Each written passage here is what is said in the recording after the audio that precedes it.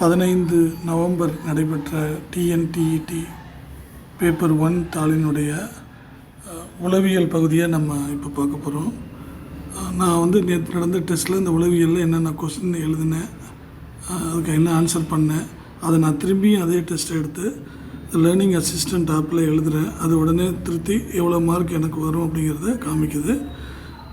Just I like to share with you. இப்போ நான் learning assistant ஆப்பை டவுன்லோட் பண்ணி ஓப்பன் பண்ணுறேன். இந்த மாதிரி காமிக்குது, கீழே டிஎன்டிஇடி காமிக்குது. அதை கிளிக் பண்ணால் 15th நவம்பர் 2025 பேப்பர் 1 நேற்று நடந்த பேப்பர் காமிக்குது. இப்போ இதில் 5 பகுதியும் தனித்தனியாக இருக்குது. இப்போ நம்ம பார்க்க போகிறது உளவியல் பகுதி. ஸோ உளவியல் பகுதியில் இப்போ நம்ம நேரடியாக ஸ்டார்ட் எக்ஸாம் போயிடலாம். நேற்று கேள்வித்தாளில் எப்படி கேள்வி வந்துச்சோ அதே மாதிரி கேள்வி இருக்கும். நம்ம நேற்று எக்ஸாமில் என்ன பதில் எழுதணுமோ அதே பதில் இங்கே கொடுத்தோம்னா நமக்கு எவ்வளோ மார்க் வருங்கிறத நம்ம ஈஸியாக உடனே தெரிஞ்சுக்கலாம். இப்போ ஸோ ஸ்டார்ட் எக்ஸாம் கொடுத்துருக்கேன். MCQ okay. முதல் கேள்விக்கான பதில் நான் குயிக்காக பதிலை மட்டும் நான் என்ன எழுதினேன் அப்படிங்கிறத நான் மீண்டும் பதிவு செய்கிறேன். சமூக நுண்ணறிவு. இரண்டாவது கேள்விக்கான பதில் மன செயல்பாட்டுக்கு முந்தைய பருவம். மூன்றாவது கேள்விக்கு பதில் அறிவு உருவாக்க கோட்பாடு. ஸோ நான்காவது கேள்விக்கான பதில் A2 B1. A2 B1ல் எத்தனை இருக்குது? 2வது மட்டும்தான் இருக்குது. அப்போ CD நம்ம பார்க்கவே வேண்டியதில்லை. எனக்கு A2 B1 ஆன்சர்னு தெரியுது. அதில் 2வது இது ஓகே. மற்ற இதுலேயும் அந்த ஆப்ஷன் வரல, அதனால் அதான் கரெக்டாக இருக்க முடியும். 5வது கேள்விக்கான பதில் பிறப்பு முதல் 6 மாதங்களில். 6வது கேள்விக்கான பதில் 2, 3 மற்றும் 4. நெக்ஸ்ட் 7வது கேள்விக்கான பதில் A2 B1. A2ல் ஒன்று தான் இருக்குது. அப்போ அதுலேயே நம்மளுக்கு தெரிஞ்சு போகுது. மற்ற இதில் எதுலேயுமே A2 இல்லை. ஸோ நான் என்னுடைய முடிவுப்படி அப்போ இது 2வது ஆன்சர் தான் கரெக்டாக நான் எழுதினது. 8வது கேள்விக்கான பதில் குமர பருவம். 9வது கேள்விக்கான பதில் என்ன எழுதினேன்? 3. 10வது கேள்விக்கான பதில் தைராக்சின்.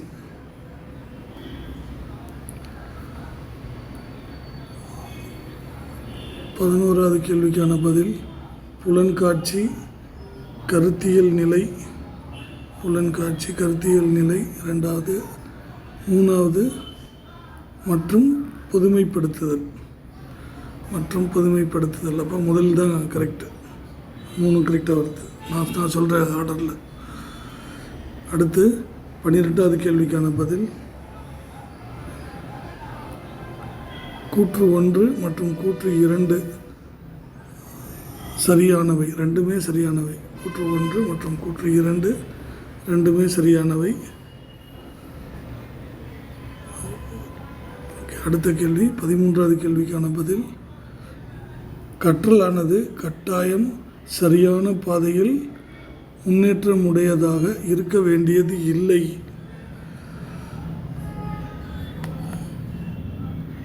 14 கிரெட்ச்மர் ஷெல்டன். 15வது கேள்விக்கான பதில் சோம்ஸ்கி. 16 ஆல்ஃபோர்ட். 17 உருவம் வரைதல் சோதனை. 18 தொடர்புடைய விளையாட்டு.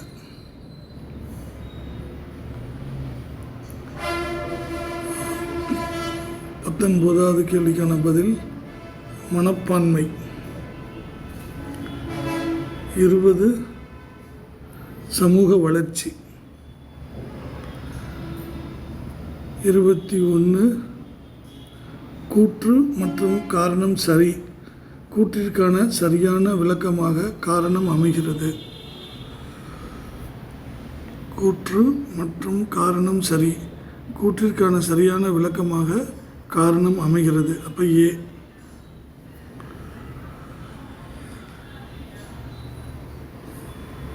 ஓகே, அடுத்து எத்தனையாவது கேள்வி?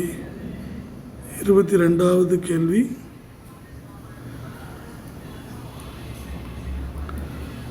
கூற்றுகள் 1 மற்றும் 2 ஆகிய இரண்டும் சரி.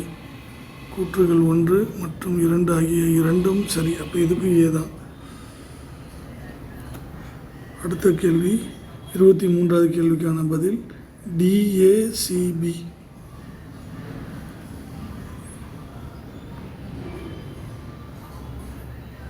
அடுத்த கேள்வி 24வது கேள்விக்கான பதில் 3 முதல் 5 ஆண்டுகள்.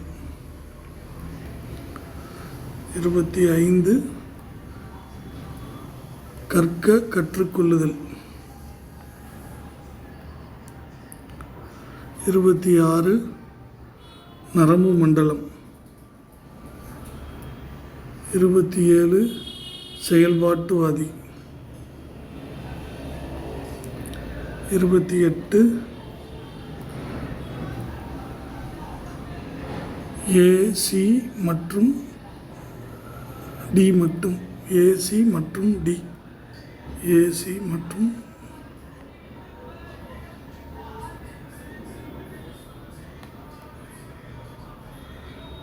அடுத்த கேள்வி 30வது 28 29வது கேள்விக்கான பதில் வைகாட்ஸ்கி. 30ற்கான பதில் சரியான கற்றல் சூழல் அறிவு உருவாக்க கற்றலுக்கு அவசியமானது ஆகும். சரியான கற்றல் சூழல் அறிவு உருவாக்க கற்றலுக்கு அவசியமானது ஆகும். ஓகே, 30 கேள்வி முடிச்சாச்சு. இப்போ நான் சப்மிட் பண்ணுறேன். நான் எழுதுனதில் எத்தனை ரைட்டு அப்படின்னு நான் தெரிஞ்சுக்க போகிறேன்.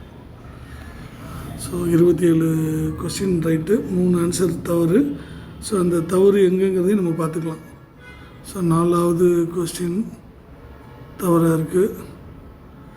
அடுத்தது 6வது கொஸ்டின் தவறாக இருக்குது. அடுத்தது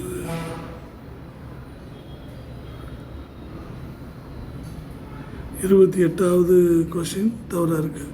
எல்லாமே இந்த பொறுத்துக்க கொஸ்டின்லேயே தவறாக இருக்குது. அதை நான் மீண்டும் ஒரு முறை நானே சரி பார்த்துக்கொள்கிறேன்.